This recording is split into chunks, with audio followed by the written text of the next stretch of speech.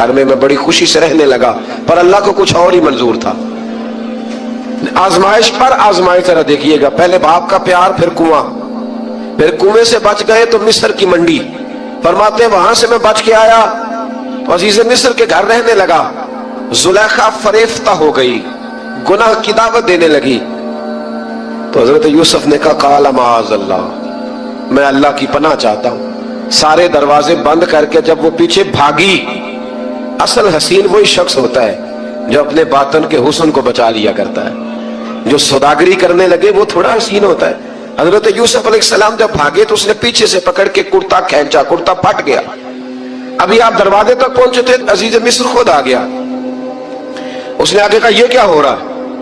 तो उसने मकर किया जुलेखा ने, कहने लगी कि होना क्या है, इसको घर में रख के पाला है, अब जवान हुआ है तो माज़अल्लाह इसने मेरे तरफ दस्त दराजी करने की कोशिश की है।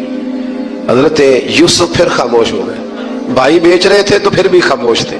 कभी कभी कुछ चीजें खामोश रह के सहनी पड़ती हैं। जख्म पे जख्म खा के जी, खूने जिगर के घूंट पी, आह न कर लबों को सी, ये इश्क है को दिल लगी नहीं।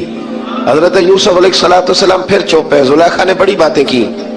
एक दाना आदमी था, कुरान कहता है एक बोला बोलने वाला, एक अक्लमंद बोला। उसने कहा देखो, न जुलेखा की सुनो न यूसुफ की सुनो।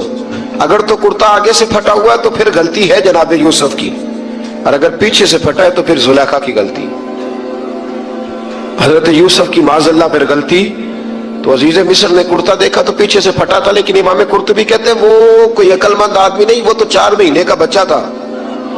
वो एक 4 महीने का वो करीब था। हजरत यूसुफ अलैहिस्सलाम की गवाही देने के लिए अल्लाह ने उसे जुबान दी थी। जुलेखा के मामू का बेटा था, 4 महीना का गहवारे में लेटा हुआ, जब बादशाह से फैसला नहीं हो रहा था और बादशाह परेशान था अजीज मिस्र के, किसी को जाके बताऊंगा तो कोई क्या सोचेगा, इसके घर में क्या कुछ होता है। कहते परेशान था तो पंगूड़े से बच्चा बोल पड़ा, कहने लगा बादशाह अगर तो कुर्ता आगे से फटा है तो फिर माज़अल्लाह गलती हजरत यूसुफ की, अगर पीछे से फटा है तो फिर जुलेखा की। तो कुर्ता पीछे से फटा था। हजरत यूसुफ के हक में गवाही मुकम्मल हो गई।